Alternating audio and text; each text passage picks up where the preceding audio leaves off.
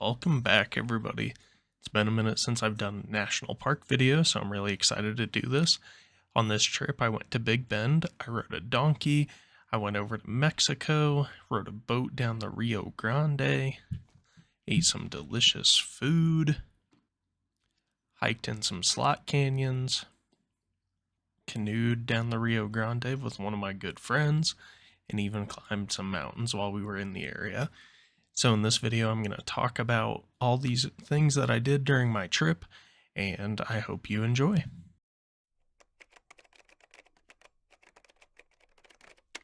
Caution, you are entering a remote border area. Smuggling and illegal border crossing occasionally occurs in Big Bend National Park. If you observe suspicious activity, do not intervene. Note location, time, direction of travel, and call 911 when possible.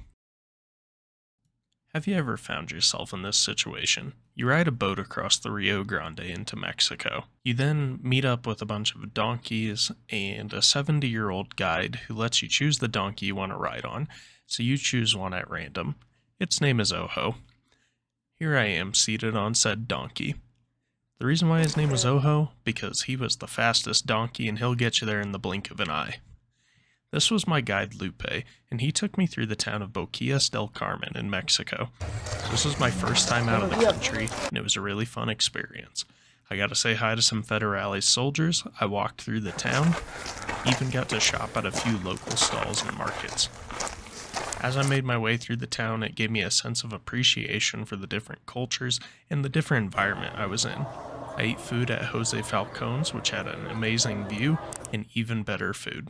Additionally, I had to get a Corona while I was there.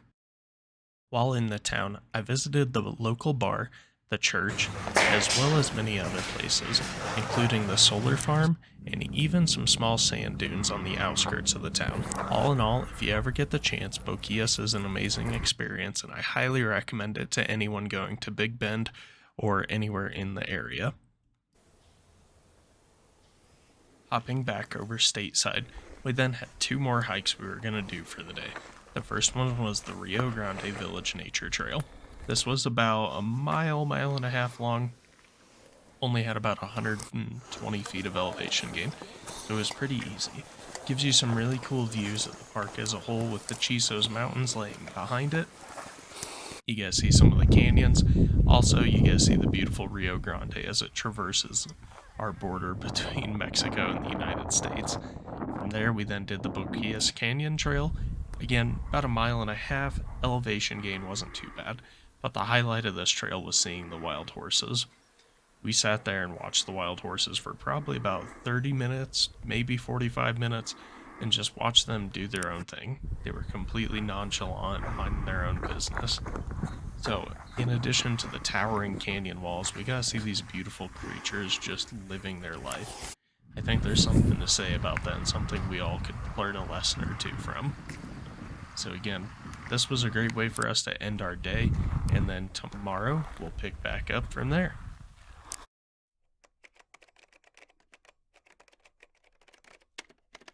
For our next day, we took a little side trip over to Big Bend Ranch State Park. While this isn't part of the national park system, this is a really cool state park that Texas has, and I highly recommend if you have the time, go check it out, even if it's just for this one trail, which is Closed Canyon. As you can see, it's kind of a slot canyon, and there's a little bit of adventure to it because it's not just a regular hike. You have to kind of scramble down here and there, but also the views along the highway to get there are absolutely incredible. So again, if you get the chance, highly recommend you check this out while you're in the area. Two other things to keep in mind if you do make it to Big Bend Ranch.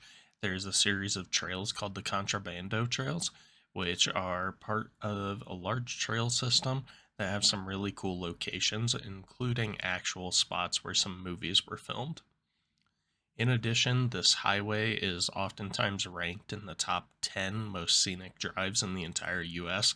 So even if you can't hike, at least try and do the little highway drive while you're in this area because it's totally worth it.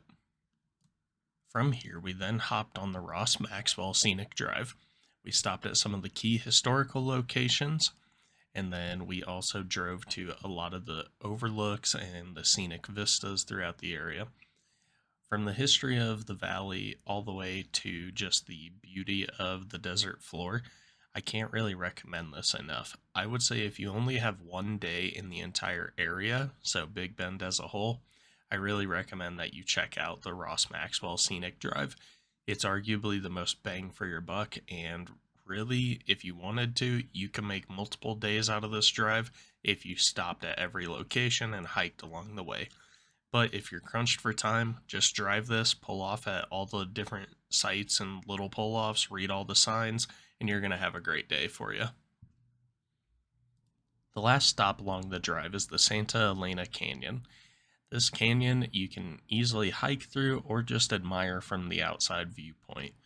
I hiked into it with my friend, and it was arguably one of the coolest canyons I've ever been into.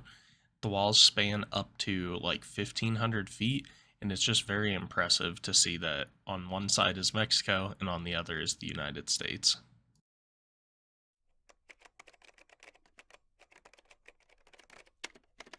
For day 3, we ended up canoeing down the Rio Grande, and this was through Big Bend Boating and Hiking Company. It was only about a 4-hour trip, and it even included a hike over into Mexico.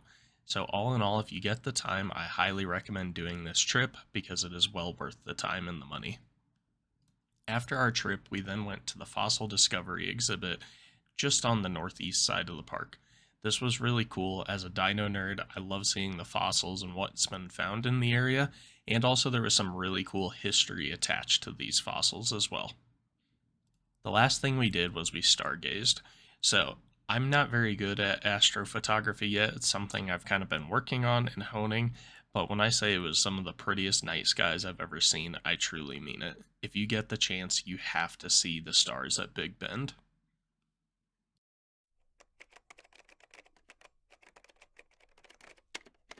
For our last day in the park, we went over to the Chisos Basin area.